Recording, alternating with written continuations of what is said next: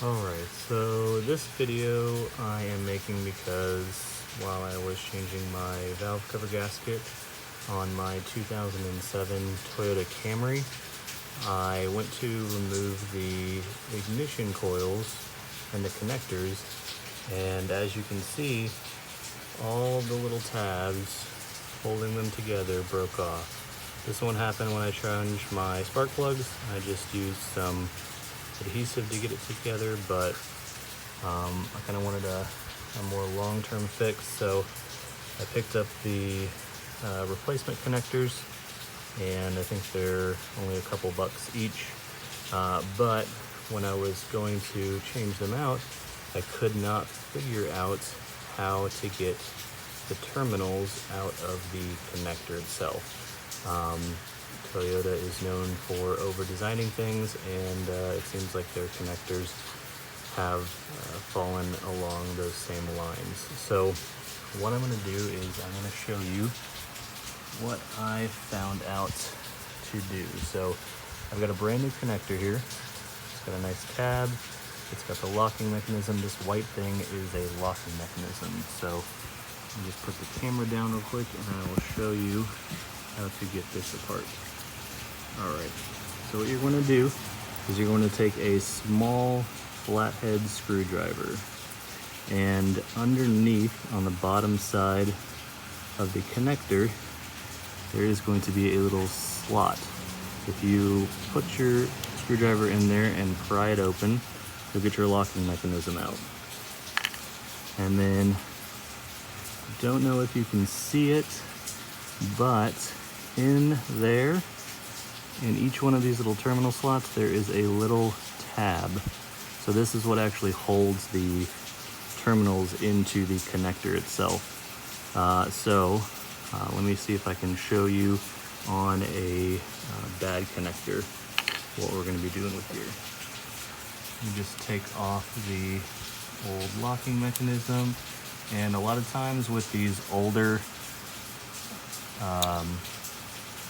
connectors, they're all dry rotted, and so when you go to remove this locking mechanism, chances are almost all, if not all, of those little tabs holding the terminals in are going to break off. So just be careful, because you'll get a lot of small pieces of plastic flying everywhere at first.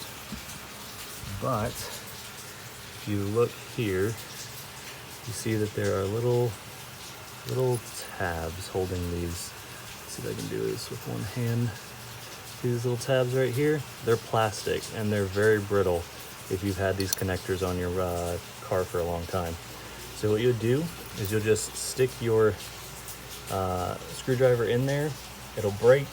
You probably won't have to pry it. It'll just break off, and then the terminal come loose. And then what you'll want to do is make sure that when you remove these terminals, that you either take a picture or you remember the order in which they were in, because you definitely don't want to mix those up, because it'll cause your vehicle to either misfire or not fire at all. It'll probably throw a code or two. Just make sure that you know what order these connectors went in, and then once you're finished, you'll just take these out, and there'll be 4 little terminals. See if I can actually do that here while I've got you on camera, so that you know exactly what I'm talking about here. Alright, so I'm just going to go in there and break off all these little tabs.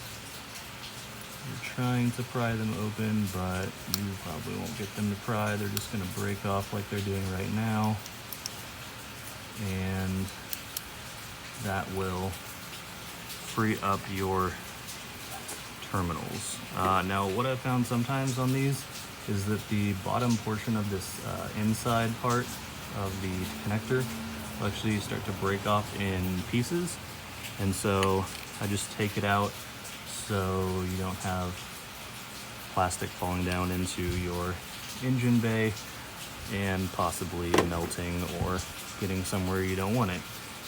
So just shake out any of the loose plastic bits that break off, And this is kind of what it looks like on the inside once you've gotten most, if not all of those little tabs unhooked. And then what you'll want to do is make sure you, on the new connector, make sure you take off that white locking mechanism off first, because you'll be working with one hand, unless you have somebody helping you. Then you might be able to take off that locking mechanism after you've taken out the terminals. But you'll just take this off and throw away the old rotten connector, and then this is exactly what your terminals look like. So you've got your 4 terminals, and then you've got your, you can't see right now, but you've got your colored wires. And on my model, the 2 black terminals are on the outside, the 2 red are on the inside, but again, just making sure that the correct colored wires are in the right spots. So next up, you just go ahead and grab your new connector, and then this is the end you're going to be putting your terminals into. Make sure your tab side is facing up, away from the engine when you put these in, so that you have them facing the right direction. And my light is really bad, so I'll try to, there we go. All right, they'll just go in really easily, and when you slide them all the way in, that locking mechanism, that little tab that you broke when you were taking them out from the old one, you're gonna hear an audible click, and that's what you're gonna wanna make sure that you listen for, is that click. But you can also take a look into the connector itself and make sure that all 4 of those little tabs down there on the bottom have locked the terminals into place. And then after that, once you make sure that you've snugged it down and everything is clicked into place, you just take your white locking mechanism, and then make sure this little groove part is facing down or away from your top clip, and then you'll just push this in, and it'll also make a clicking noise. It's not as loud as when the terminals pop into place, but you'll know it's locked in there when it's flush with your terminal holes. All right, and I made this video because I really had a hard time finding exactly how to do this on my own. Ended up finding something, but it wasn't the greatest video, so I hope this helps somebody when they're trying to change their spark plug terminal connectors.